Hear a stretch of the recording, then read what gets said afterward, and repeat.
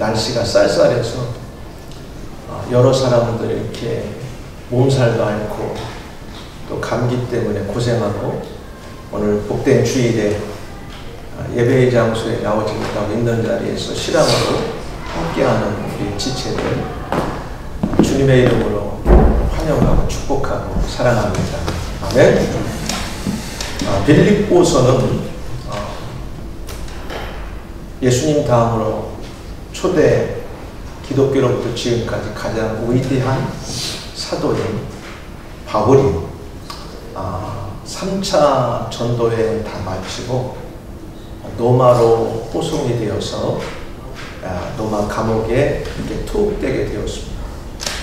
그리고 로마 감옥에 투옥되어 있는 AD 60에서 한 63년 그 사이에 빌립보서가 기록되어졌습니다. 누가 봐도 자기의 상황은 감옥에 투옥돼서 언제 어떻게 될지 모르는 절박한 환경에 놓여 있음에도 자기를 위해서 기도하고 저 밖에 있는 빌립보 성도들을 염려하고 걱정하면서 나를 위해서 너무 염려하지 말고 기뻐하라 이렇게 그 서신서에서 권면하고 있어요. 이 짧은 성경에서 적어도 16회 정도의 기쁨에 대해서 표현하고 있습니다. 그래서 고난을 신앙으로 극복할 때 얻게 되는 기쁨이 얼마나 크고 위대한지를 강조하고 있습니다. 우리가 고난이 오면 기쁨이 없을 것 같아도 우리가 어떠한 스탠스에 있느냐, 내가 어떠한 지금 사고를 갖고 있느냐에 따라서 그 고난이 축복이 되고 기쁨이 될 수가 있습니다. 오늘 빌립보서는 그러한 내용을 우리에게 말씀하고 있습니다.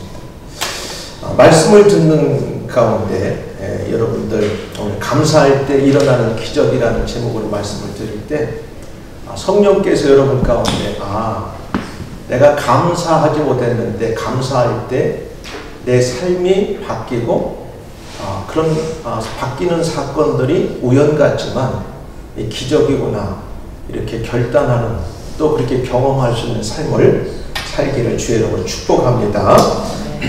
사도 바울은 성도되고 그리스도인들 된 저와 여러분들에게 어떻게 감사 생활을 해야 하는가 이렇게 말하고 있어요. 첫 번째, 성도의 의무 가운데 하나가 감사 생활하는 겁니다. 근데 감사할 때 이 성경에 보니까 그 삶이 놀랍게 기적적으로 바뀌는 것을 우리가 볼 수 있어요.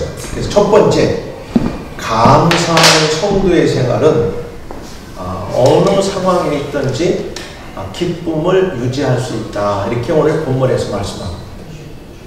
여러분이 어떤 생각이나 스탠스를 갖고 있느냐에 따라서 현재 고난이나 어려움이 있어도 그것을 돌파할 수 있는 능력도 생기고 또 그런 걸 통해서 이제 기쁨을 이제 이렇게 우리가 기대하고 또 결국에 가서는 기쁨을 우리가 누리는 것을 볼 수가 있어요. 그래서 주 안에서 항상 기뻐하라. 여러분 한 주간 얼마나 기뻐하셨습니까? 이 나이가 들어가니까 자꾸 이 감사 말을 하는데 얼굴에 이 기쁨이 잘 나타나지 않을 때가 많아요. 근데 아이들은 아무것도 아닌데 막 그냥 싱글벙글 웃고 다니고 뛰어다녀도 막 얼굴이 웃고 그냥 뭐 하나 줘도 웃고 하는데 이 어른이 되면 점점 심각해져요. 그리고 기쁜데 속으로 하고 지나가고 얼굴에는 표현이 없어요. 뭔가 감사를 하는데 우리 몸에 또 이렇게 드러나는 모습에는 기쁨이 사라졌어요. 그래서 현대인들은 대부분의 이 얼굴에 보면은 여러 일들 때문에 얼굴이 웃음이 없는 것을 우리가 볼 수 있어요. 그래서 감사하는 성도의 생활은 우리가 주님과 함께 있기 때문에 어떤 상황이든지 간에 기뻐할 수 있다고 하는 것을 오늘 바울은 이야기합니다. 자기는 지금 기쁨이 없어요. 왜냐하면 감옥에 이렇게 투옥된 상황이고 아무리 조금 자유를 준다 할지라도 그에게는 항상 언제 어떻게 될지 모르는 염려가 있는 거죠. 그래서 그럼에도 불구하고 도리어 감옥 밖에 있는 빌립보 성도들을 향해서 주 안에서 항상 기뻐하라. 내가 다시 말하면 기뻐하라 이렇게 말합니다. 당시 빌립보 교회의 상황은 바울이 리더가 투옥도 되었고 그 다음에 자신들이 당하는 고난이 있었어요. 왜냐하면 대부분의 초대교회 그리스도인들은 이방인 그리스도인도 있었지만은 유대 종교에서 기독교로 전향한 사람들이 많았기 때문에 유대인 동족들로부터 고난이나 핍박을 당하고 자기 어떤 커뮤니티에서 어려움을 당하는 일들이 많았어요. 그러다 보니까 그런 것들이 가중이 되다 보면 내가 다시 유대교로 돌아가야 되지 않나. 그리고 또 내가 이러다가 나나 내 가족이 어려움 당하니까 예수님 안 믿고 그냥 배교하면 뭐 어때? 이런 어떤 어려움들을 많이 갖고 있었어요. 그러다 보니까 그런 속에서 기쁨을 찾는다는 것이 쉽지 않죠. 그래서 바울은 그들에게 그러지 말고 너희들이 감사하면서 주 안에 있음으로 기뻐할 수 있다고 하는 것을 명령합니다. 이게 명령하는 거예요. 역설적인 말인 거죠. 고난과 어려움 중에 있거나 상황이 좋지 않은 가운데서 바울이 기뻐하라고 명령하는 거예요. 이게 명령법에 원어에 보면은 뭐라고 써있냐면 이게 rejoice라는 말이 카이레테라는 말을 쓰는데 그건 동사로서 현재 명령 능동태 2인칭을 쓰니까 복수로 너희들 빌립보 교회 성도들 내가 지금 이 감옥에 투옥되어 있지만 너희들이 어떠한 환경에 놓여 있을 걸 나는 다 알고 있다. 생각하니까 너희들이 염려가 되는데 그 염려되어지고 고난받는 것 때문에 돌아서지 말고 감사하고 예수의 복음을 아는 것 때문에 하나님을 제대로 믿는 것 때문에 감사하고 주 안에서 버티라는 거예요. 리조이스하라는 거예요. 때로는 우리가 의지를 가지고 하는 거예요. 늘 말씀드리지만 회사가 좋아서 매일 회사 가지 않죠. 때로는 의지를 가지고 어떻게 보면 강요성, 때로는 좀 자발적으로 하지만 그 조직에 어쩔 수 없이 내가 의지를 가지고 움직이는 거죠. 명령하는 거예요. 그러면 회사는 정해놓죠. 몇 시까지 와라. 몇 시까지 퇴근해라. 하루에 몇 시간 일해라. 어떻게 보면 하라는 거예요. 하라는 거다. 명령입니다. 그러니까 여기서도 우리가 그리스도인이라고 여러분 한 주가 얼마나 기뻐했어요. 감사할 일이 얼마나 있었습니까? 우리는 때로 그런 조건이 안 보여도 아침에 일어나서 우리가 하는 일 있죠. 하나님 감사합니다. 지난밤도 우리를 생명을 연장시켜 주시고 건강을 더하시고 새날을 맞게 하시고 오늘도 살아갈 수 있는 힘을 더하시니 감사합니다. 그 감사를 의지적으로 우리가 고백하고 선포하는 거예요. 그리고 누구 안에서? 예수님 안에서 우리가. 그럴 때 기쁨도 만들어질 수 있다고 바울은 이야기하는 거예요. 그래서 명령하는 거죠. 그리고 주님 안에서 in, 그 다음에 큐리오, 이 말은 in the Lord, 그리고 항상. 그러니까 우리는 항상 감사하고 기뻐한다는 게 인간적으로는 불가능하지만 예수 믿는 사람들은 의지를 가지고 한번 실천해 보라는 명령의 말씀. 여러분이 한번 따라서 해보세요. 혹시 한 주를 되돌아보니까 우리가 11월 달 감사의 달을, 찬양의 달을 보내고 있는데 여러분 하루에 얼마나 여러분의 입술의 고백에 감사라는 단어를 고백했습니까? 또 하루에 일주일에 몇 곡의 찬양을 여러분의 입술을 벌려서 하나님께 찬양했습니까? 한번 생각해 보세요. 많은 대화를 하고 사람들과 수없는 문자 메시지를 주고받고 또 여러 음악도 듣고 때로는 TV도 보고 뭐 이렇게 하겠지만은 과연 우리가 한 주를 되돌아볼 때 또 다가온 한 주간 얼마만큼 우리 입술에서 감사라는 단어의 고백을 우리가 고백했고 찬양을 우리 입술로 부르거나 마음속으로 우리가 하나님을 찬양합니까? 그래서 때로는 우리가 상황이 안 될 수 있어요. 상황이 안 되고 어려운 여건이 우리를 힘들게 만들 수 있지만 그때 바울 우리에게 뭐라 하냐면 그래 한번 의지를 가지고 감사를 고백하고 예수 안에 있다는 걸 잊지 말고 그러면 기쁨이 우리 안에 있음을 꼭 마음에 생각하고 사단이 이것을 뺏어가지 못하도록 우리에게 바울은 권면하는 거죠. 그래서 여기에서 항상 기뻐할 수 있는 것은 주님과 함께 할 때 기뻐해요. 바울이 우리에게 그거의 증인입니다.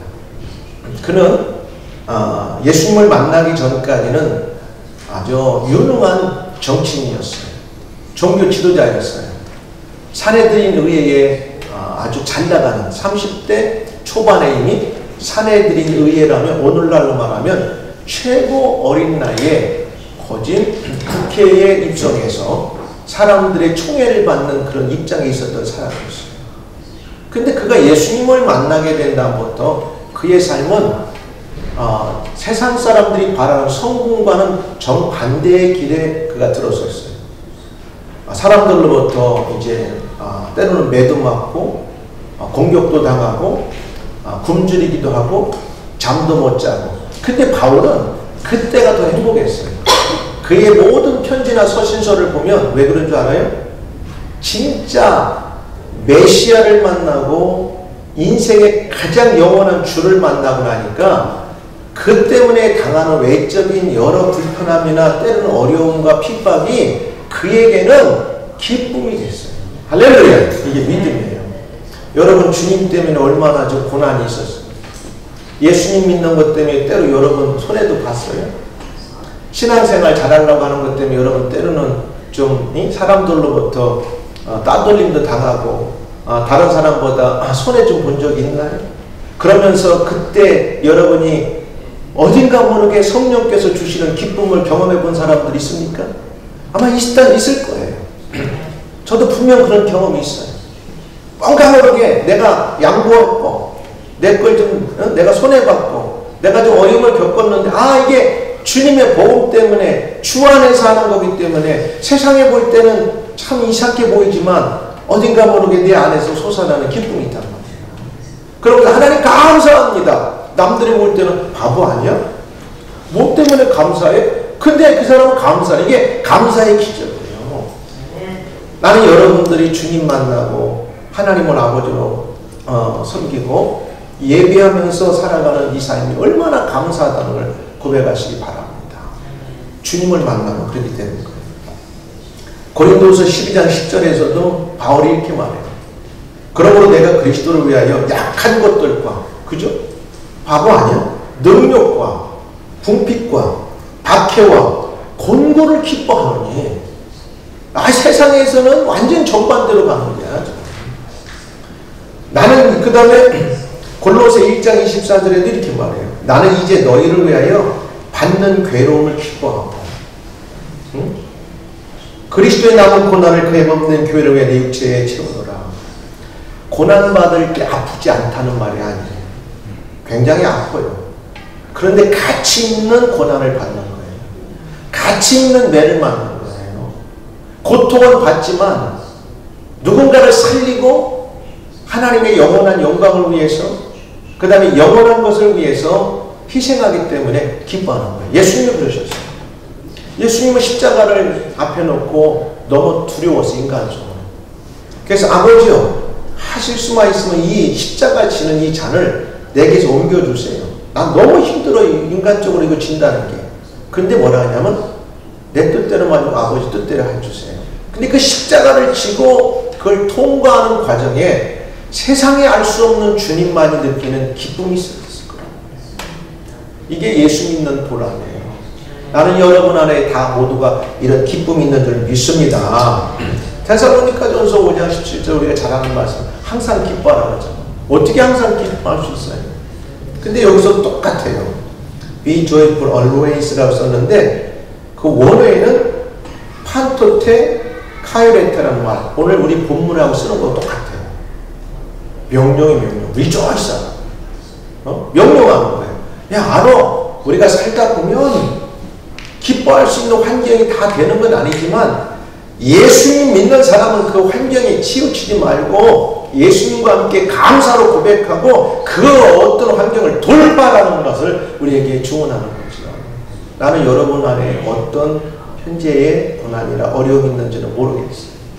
그러나 그 어려움과 고난이 여러분을 침몰시키지 않기를 주의 이름으로 축복합니다. 그리고 감사합니다. 하나님, 내게 이 고난을 주셨을 때는 뭔가 뜻이 있겠죠. 그러나 나 혼자는 이길 수 없으니 주님, 나와 함께 동행하시고 내가 감사함으로 이것을 돌파할 수 있도록 주 안에서 내게 힘을 주세요. 여러분 감사의 기도를 해주세요. 기도하는 사람 치고 투덜거리는 사람 별로 없어요. 물론 때로는 질문적인 기도하죠. 하나님 왜 나한테 이런 걸 주셨습니까? 그런데 마지막은 반드시 감사로 가게 되어 있어요. 기도의 정점은요, 감사합니다. 마지막. 처음에는 하나님은 왜 이러셨습니까? 왜 나보고 어쩌라고 이렇게 이런 질문을 주셨나요? 근데 하나님의 뜻을 구하고 마지막 하다 보면 하나님 이래서 이렇게 하셨군요. 감사합니다가 마지막에 정점인 거예요.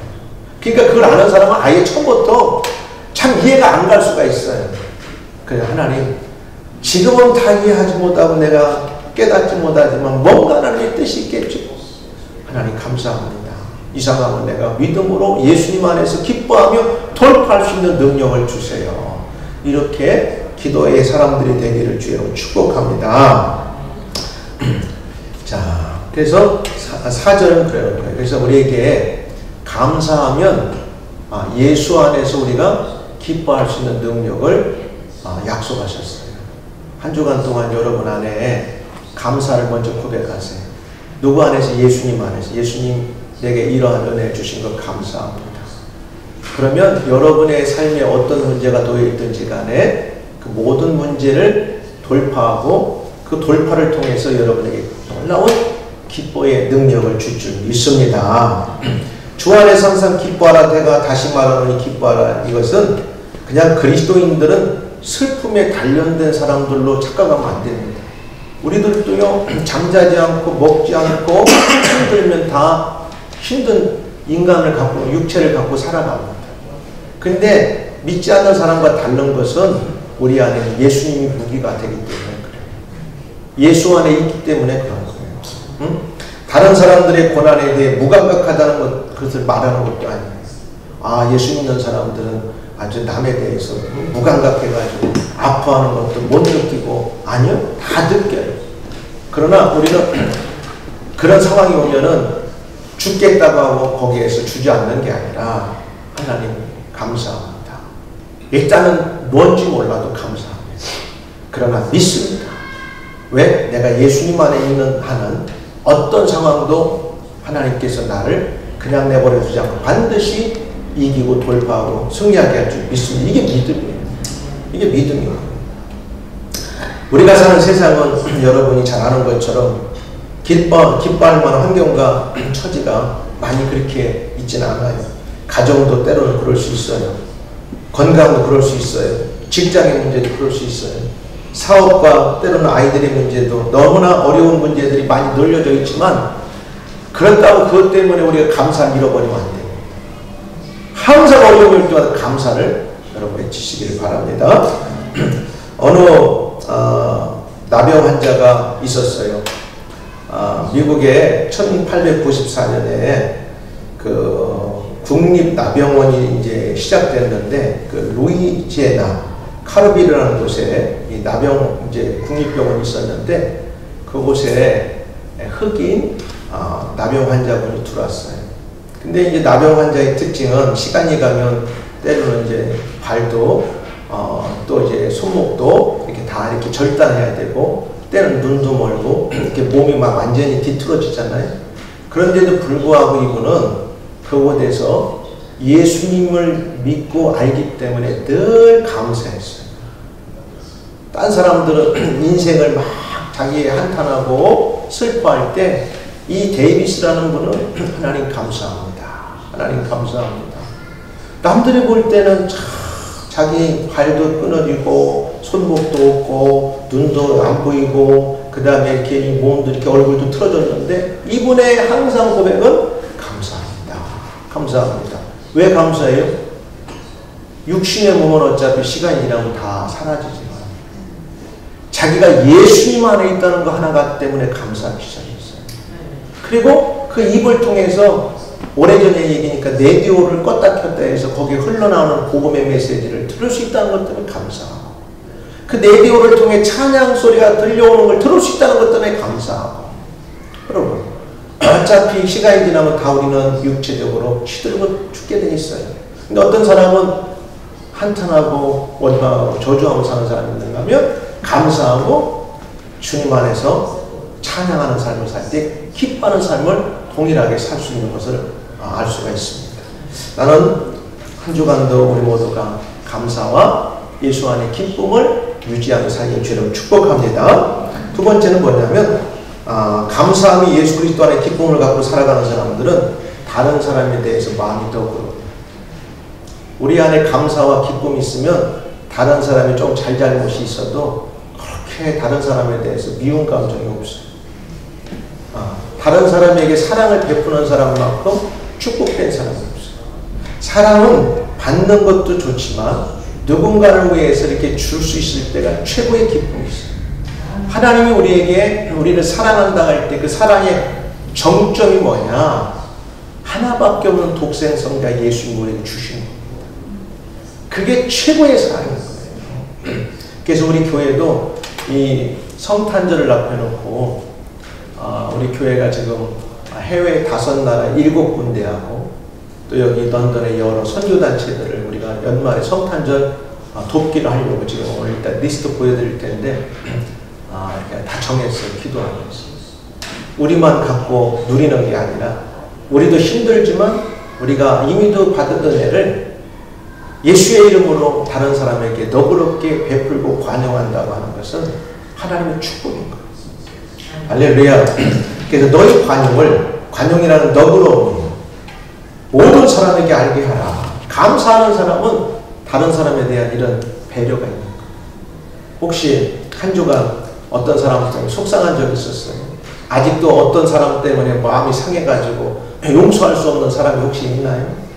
우리가 감사가 넘치고 그 감사가 예수님 안에서 기쁨으로 바뀌면 그냥 용서가 되고 그냥 너그러움이 되고 그 사람을 위해서 기도하고 그 사람의 안쓰러움을 위해서 때로는 미운 짓 했지만 사랑으로 다가가게 되는 거예요. 이게 기적이에요. 이게 감사로부터 이런 기적이 나타난다고 하는 사실이에요. 남의 잘못 따위를 너그럽게 받아들이는 그런 관용을 말하는 거죠. 그래서 우리들이 어느 특정인을 향하여 이런 관용의 태도를 보이는 것은 어렵지 않아요. 내가 좋아하는 사람, 나에게 호의적인 사람, 나와의 관계 좋은 사람에게는 내가 얼마든지 관용을 베풀 수 있어. 좀 잘못하면 뭐 그럴 수 있어. 그러면서 뭐 커피도 마시고 밥도 먹을 수 있는데 오늘 바울은 뭐냐? 모든 사람들 쉽지 않아요. 예수님 믿는다는 게 때로는 이런 도전이에요. 도전. 나하고 아무 관계 없고 때로는 내가 좀 더 잘해주려고 했더니 나를 이용한다든가 나를 어떻게 보면 공격한다든가 나를 힘들게 하는 사람들을 내가 참 대할 때는 내가 예수 믿는 사람인데 어떻게 할까? 하나님, 저 사람을 통해서 나를 보게 하시니 감사하고 저 사람 때문에 내가 기도하게 하시니 감사합니다. 그 때문에 감사하고 기도하면은 하나님 그 감사의 기도를 통해서 그 사람도 바꿔놓고 내 삶을 은혜와 복을 주시는 줄 믿습니다. 그래서 관용하라는 거예요. 예수님께서는요, 가늠하다 현장에 잡힌 여인을 율법사와 바리새인들은 붙들어 와서 선생님, 이 사람이 가늠하다 잡힌 여인인데 모세 율법에 보면 돌로 쳐 죽여야겠는데 당신은 어떻게 하겠습니까? 아주 그럴싸합니다. 때로는 사람들이 누구를 공격할 때는 아주 나쁜 방법으로 공격하지 않아요. 모든 법의 태도를 완벽하게 이용해가지고 사람들을 공격해 올 때가 많아요. 우리 예수 믿는 사람 이런 방법 없으면 안 돼요. 그래서 모든 게 가나 모든 게 유익하지 않을 수가 있어요. 법대로 합시다. 법은 이런데 이렇게 합시다. 근데 맞죠? 간호받아 잡힌 여인이니까 돌로 쳐 맞아 죽어야 되는데 예수님이 그랬어요. 뭐라고요? 엎드려서 쓰다가 아무 말도 안 하니까 또 이렇게 썼어요. 나중에 보니까 죄 없는 자가 먼저 돌로 쳐요. 우리는 다 우리 스스로가 연약해요. 누군가로부터 우리도 관용과 너그러움과 배려를 받고 살아가는 사람들이에요. 우리 특별히 예수 믿는 사람들은 바울은 더 그렇게 하라고 말해요. 지금 너희가 예수님 믿은 것 때문에 너희의 가까운 이웃과 친척들이 그렇게 너희들을 못살게 굴고 공격하고 미워하지. 그러니까 너희들도 그거에 대해서 막 반사작용으로 원수를 갖고 이런 행동하지 말고 감사함으로 예수님 때문에 겪는 이 고난을 감사함으로 관용으로 이기라고 말하고 있는 거예요. 사랑하는 여러분, 우리가 사회를 살다 보면 이런 일들이 보이지 않게 우리 안에 있죠. 특별히 가깝다고 생각하고 친구고 믿었던 사람들이 우리에게 이런 어려운 일들 문제를 갖고 오면 야, 저거 어떻게 내가 해결하지? 한방 먹여야 되는데 어떻게 해야 돼? 그렇게 생각할 때도 많아요. 근데 우리는 감사함으로 기도하고 그 사람을 위해서 기도하면 하나님은 그 기도를 통해서 우리의 마음에 먼저 관용의 마음을 주실 겁니다. 우리 예수님도 이렇게 하셨어요. 우리가 죄 있는데 하나님 앞에서 관용함을 우리가 받지 못했다면 다 지금 죄 아래에서 벌을 받아야 돼요. 그리고 요셉도 요셉의 형제들이 요셉을 포함해서 12명이잖아요. 근데 요셉을 팔아먹어서 형제들이. 그래가지고 나중에 요셉이 총리가 되고 훗날 이스라엘이 애굽이 가뭄이 있을 때 아버지 야곱과 형제들이 다 애굽에 내려가서 생명을 연장받았어요. 근데 아버지 야곱이 나이가 들어서 천국 가시고 나니까 형들이 큰일 났어. 야, 그동안 우리가 요셉이를 미워해가지고 팔아먹었는데 이 요셉이가 이제 아버지가 없으니까 반드시 우리를 보고 가고 공격할 거야. 우리를 아주 호되게 해서 우리를 노예로 삼을 거야. 그러니까 아버지가 이제 천국 가고 장례를 치르고 돌아오는 순간 형들이 머리에 잔기를 보내요. 야, 이렇게 얘기합시다. 입을 맞춥시다. 요셉아, 아버지가 돌아가시기 전에 유언하셨어. 절대 너희 형들한테 보복하지 말라고. 아버지가 한 적이 없는데 왜? 도둑이 재발에 절여서 복수를 당할까봐 요셉을 그렇게 말하니까 요셉은 알았어요. 형들, 그런 소리 하지 마세요. 무슨 의도로 나한테 얘기하는지 알지만 아버지가 그렇게 얘기 안 했을지라도 만약에 나는 형들을 하나도 해코지 할 마음이 없습니다. 당신들을 나를 미워서 팔아넘겼지만 하늘의 하나님께서는 큰 계획 속에서 여러분들을 구원하고 이스라엘 민족을 구원하기 위해서 나를 이렇게 요고대 오게 만들었거늘 내가 됐습니다. 지금부터는 염려하지 말고 내가 당신들과 당신의 자녀들을 다 먹여 살리리이다. 야, 이게 얼마나 위대한 모습이에요. 가족에도 이런 모습들이 있어. 가끔 실수할 수 있는 사람이 있지만 한 사람이 그 모든 걸 품으면 끝장나는 거예요. 요셉이 얼마나 아름다운 모습이에요. 예수 믿는 사람들 사회생활하면서 주변에 친구들과 동료들이 가시노릇 하는 사람이 있다면 우리가 기도해. 하나님께 내가 더 기도하라고 이렇게 주신 가신데 기도합니다. 반드시 하나님은 승리하게 하십니다. 할렐루야. 그리고 사랑으로 관용으로 품는 거예요. 유명한 일화가 있습니다. 미국의 16대 대통령이었던 아브라함 링컨은 그가 정치를 할 때 그를 무시하고 정치적인 정적이 있었는데 그 사람 이름이 뭐냐면 스탠톤이라는 사람이 있었어요. 근데 그가 대통령이 되고 나서 아브라함 링컨이 그를 자기 참모진 국방부 장관으로 갖다 앉혔어요. 어떻게 보면 자기를 가장 무시하고 자기를 정치적으로 괴롭히고 자기를 힘들게 했던 사람인데 자기가 대통령이 딱 되고 나서는 그 스탠톤을 자기 내각의 국방부 장관으로 갖다 앉혔어요. 어떻게 보면 사사건건 발목 잡고 가시 같은 역할을 할 텐데 그럼에도 불구하고 예수의 이름으로 예수 안에 있는 아브라함 링컨은 그를 사랑으로 품고 관용하는 마음으로 중요한 국방부 장관 자리에 앉혔다가 역사적인 사실입니다. 그래서 이 사람이 이렇게 했어요.